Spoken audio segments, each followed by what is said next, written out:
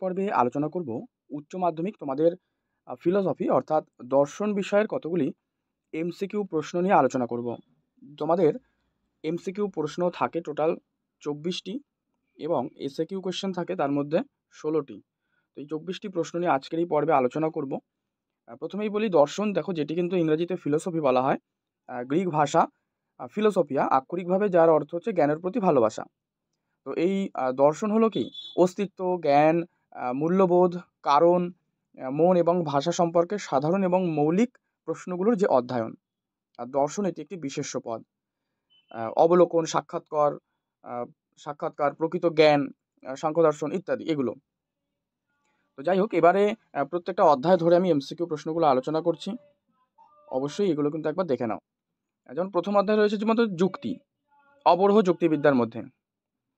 প্রশ্ন, যে যুক্তিতে আশ্রয় বাক্য থেকে সিদ্ধান্তটি অনিবার্যভাবে নিশ্চিত হয় তাকে কি বলা হয়? উত্তর করো, অবরোহ যুক্তি। একটি অবরোহ যুক্তির সিদ্ধান্ত হয় সর্বদা নিশ্চিত। 3 নম্বর হচ্ছে বৈধতা বা অবৈধতার যে প্রশ্নটি সেটি কিসের সঙ্গে যুক্ত? এটি অবরোহ যুক্তির সঙ্গে যুক্ত। বৈধ অবরোহ যুক্তির সকল আশ্রয় বাক্য সত্য হলে সিদ্ধান্তটি কি হবে? সত্যই হবে। আর বৈধ অবরোহ যুক্তির সিদ্ধান্ত যদি সত্য হতে পারে আবার মিথ্যা হতে পারে, তাহলে বিবৃতিটিও কিন্তু সত্যই হবে। 6, বৈধতার প্রশ্নটি জড়িত হলো, মানে কিসের সঙ্গে বৈধতার প্রশ্নটি জড়িত? যুক্তি আকারের সঙ্গে। একটি বচন সর্বদা সত্যও হতে পারে আবার মিথ্যাও হতে পারে। ভাষায় প্রকাশিত অনুমানের আকারকে কি বলা হয়? যুক্তি। বৈধতার প্রশ্নটি সম্বন্ধিত হলো অবরোহ যুক্তির সঙ্গে। অবরোহ যুক্তির আলোচ্য বিষয় হলো যুক্তির আকারগত বৈধতা। এই যে লোগোস, লোগোস, এই শব্দটির অর্থ কি? এই শব্দটির অর্থ চিন্তা। যদি একটি অবরোহ যুক্তির সিদ্ধান্ত সত্য হয় তাহলে তার যুক্তিটি কি হবে? যুক্তিটি হবে সম্ভাব্য। একটি আরোহ যুক্তির সিদ্ধান্ত সর্বদা কি হয়? সম্ভাব্যই হয়। অবরোহ যুক্তি বিজ্ঞান এটি একটি আকারনিষ্ঠ শাস্ত্র। এরপর দ্বিতীয় অধ্যায় বচন। এখান থেকে আবার কতগুলি প্রশ্ন দেখো। একটি বিশিষ্ট নিরপেক্ষ বচনের অংশ হলো করো 4টি। উদ্দেশ্য পদ সর্বদাই ব্যাপ্য হয়, মানে কোন বচনের উদ্দেশ্য পদ সর্বদাই ব্যাপ্য হবে? এটা করবে সামান্য বচনের। উদ্দেশ্য এবং বিধেয় উভয় পদই অব্যাপ্য হয়, বলেছে উভয় পদই কিন্তু অব্যাপ্য হয়, তাহলে কোন বচনে? তোমরা করো আই বচনে। উদ্দেশ্য ও বিধেয় পদ ব্যাপ্য হয় কোন বচনে? এটা করো ই বচনে। প্রতিটি নয়অর্থক বচনের কোন পদটি অবশ্যই ব্যাপ্য হয়? এটি হবে বিধেয় পদ। প্রতিটি নয়অর্থক বচনে কিন্তু বিধেয় পদটি অবশ্যই সেটি ব্যাপ্য হবে। 20, এই বচনে যে পদটি ব্যাপ্য হয় তা হলো? উত্তর উদ্দেশ্য পদ। যদি কোনো জাতি স্বাধীন হয় তবে তারা সম্পদশালী, এই বচনটি হলো এ বচন।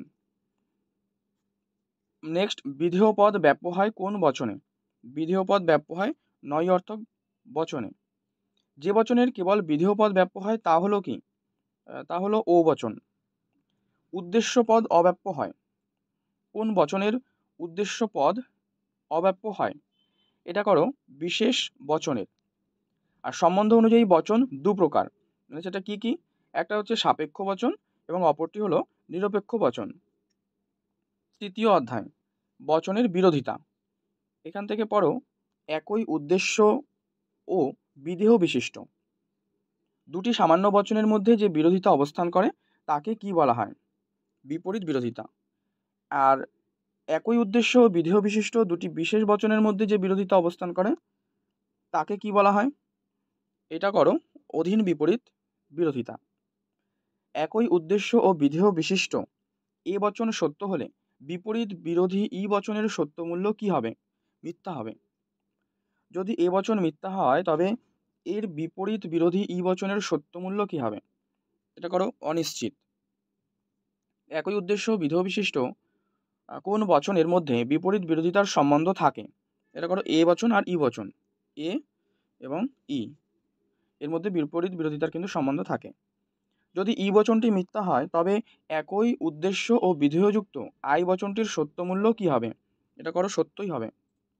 পঞ্চম অধ্যায় নিরপেক্ষ ন্যায়। এখানে পড়ো যে যদি বৈধ নিরপেক্ষ ন্যায়ে হেতুপদ মানে মধ্যপদ উভয় আশ্রয় বাক্যেই উদ্দেশ্য স্থানে থাকে, তবে নিরপেক্ষ ন্যায়ের সংস্থানটি কি হবে? এটা করবে তৃতীয় সংস্থান হবে। নেক্সট বলছে যে ফেরজন মূর্তিটি বৈধ হয় মানে কোন সংস্থানের ক্ষেত্রে? এটা করো তৃতীয় সংস্থানে। সাধ্যপদ সিদ্ধান্ত ব্যতীত অবস্থান করে, কোন হেতুবাক্যে নাকি এই সিদ্ধান্তের উদ্দেশ্যে নাকি কোনোটি নয়। এটা করো প্রধান হেতুবাক্যে সাধ্যপদ কিন্তু সিদ্ধান্ত ব্যতীত অবস্থান করে। কোনো নিরপেক্ষ ন্যায় অনুমানের আশ্রয়বাক্য দুটিতে যদি হেতুপদ একবারও ব্যাপ্য না হয়, তবে ন্যায়টিতে যে দোষ হয় তা হলো, কোন দোষ হয়? সেক্ষেত্রে তোমরা করো এটি অব্যাপ্য হেতু দোষ। আর ন্যায় হলো, ন্যায় কি? ন্যায় কিন্তু অবরোহ অনুমান। নিরপেক্ষ ন্যায় অনুমানে যে পদ সিদ্ধান্তের বিধেয় স্থানে বসে তাকে কি বলা হয়? এটা করো সাধ্যপদ, অপশন বি। হেতুবাক্যের সাহায্যে যাকে প্রমাণ করা হয় তাকে কি বলা হয়? তাকে বলা হচ্ছে সিদ্ধান্ত। ন্যায়ের সংস্থান, ন্যায়ের সংস্থান কত প্রকার? ন্যায়ের সংস্থান কিন্তু চার প্রকার। নিরপেক্ষ ন্যায়ের তৃতীয় সংস্থানের বৈধ মূর্তির সংখ্যা কত? 6টি। প্রথম সংস্থানে প্রধান আশ্রয় বাক্যে হেতুপদের অবস্থান দেখা যায়, মানে কোন পদে? এটা করে উদ্দেশ্য পদে। নেক্সট রয়েছে যে বারবারা নামক বৈধ মূর্তিটির সংস্থান হলো মানে প্রথম, দ্বিতীয়, তৃতীয়, চতুর্থ। এটা করে প্রথম সংস্থান হবে এটি। আর তারপরে রয়েছে কি ফিজাপো মূর্তিটি বৈধ হয় কোন সংস্থানে? এটা করে চতুর্থ সংস্থানে। নেক্সট কোনো বৈধ নিরপেক্ষ ন্যায়ের সিদ্ধান্তে পক্ষপদ ব্যাপ্য হলে তাকে অবশ্যই পক্ষ আশ্রয়বাক্যে ব্যাপ্য হতে হবে। এই নিয়ম লঙ্ঘন করলে যে দোষ হয় তা হলো অবৈধ পক্ষ দোষ। নিরপেক্ষ ন্যায়ের কোন সংস্থানে হেতুপদ সর্বদাই উভয় আশ্রয়বাক্যের বিধেয় স্থানে থাকে? এটি করবে তৃতীয় সংস্থানে। কোনো বৈধ নিরপেক্ষ ন্যায় অনুমানের সিদ্ধান্তে সাধ্যপদ যদি ব্যাপ্য হয় তাকে অবশ্যই কিন্তু আশ্রয়বাক্যে ব্যাপ্য হতে হবে। তো যদি এই নিয়মটা লঙ্ঘন করলে কোন দোষ হবে? এই নিয়মটা লঙ্ঘন করলে অবৈধ সাধ্য দোষ হবে। নিরপেক্ষ ন্যায়ের চতুর্থ সংস্থানের বৈধ মূর্তির সংখ্যা কত? 5। ডেমারিস মূর্তিটি বৈধ হয় কোন সংস্থানে? এটা করো চতুর্থ সংস্থানে। পক্ষপদ পক্ষ আশ্রয় বাক্য ছাড়া অন্য যে স্থানে থাকে তা হলো সিদ্ধান্তের উদ্দেশ্য স্থানে। এরপরে তোমাদের প্রাকল্পিক ও বৈকল্পিক ন্যায় রয়েছে। এখান থেকে তোমাদের 6টা প্রশ্ন বলছি, দেখো যে প্রাকল্পিক নিরপেক্ষ যুক্তির প্রধান যে আশ্রয় বাক্য তার অংশ দুটো কি কি? তার অংশ দুটো হলো পূর্বক আর হচ্ছে অনুগ। এর পরেরটা দেখো বলছে যদি পি তবে কিউ কিউ স্ল্যাশ, সুতরাং পি নয়। তাহলে এই যে বৈধ যুক্তি এর আকারটার নাম কি? এর আকারের নাম হবে এমটি। 52 দেখো সেম রকমই কোশ্চেনটি দেওয়া রয়েছে। তো এই যুক্তির বলছে যদি পি তবে কিউ নয়, ঠিক আছে? তাহলে সুতরাং পি নয়, এই যুক্তির আকারটা কি হবে? এই যুক্তির ক্ষেত্রে তোমরা করো এটা হচ্ছে এমপি। 53 দেখো এখানে 53 যে আকারটা দেওয়া রয়েছে মানে যে যুক্তিটা দেওয়া রয়েছে তার আকার কি হবে? এটা করো তোমরা 53 ক্ষেত্রে করো ডিএস। বৈকল্পিক নিরপেক্ষ ন্যায়ের সিদ্ধান্ত, এটা একটা বৈকল্পিক বচন। মিশ্র প্রাকল্পিক ন্যায়ের দ্বিতীয় যে আশ্রয় বাক্য সেটা কি? সেটা কিন্তু একটি তোমরা করবে নিরপেক্ষ বচন।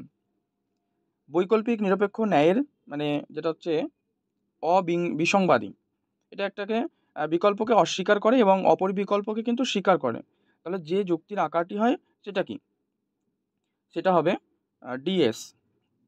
তো এই হচ্ছে তোমাদের সমস্ত প্রশ্ন পর্ব আলোচনা করলাম। প্রশ্নগুলো অবশ্যই ভালো করে কিন্তু প্র্যাকটিস করে নিও।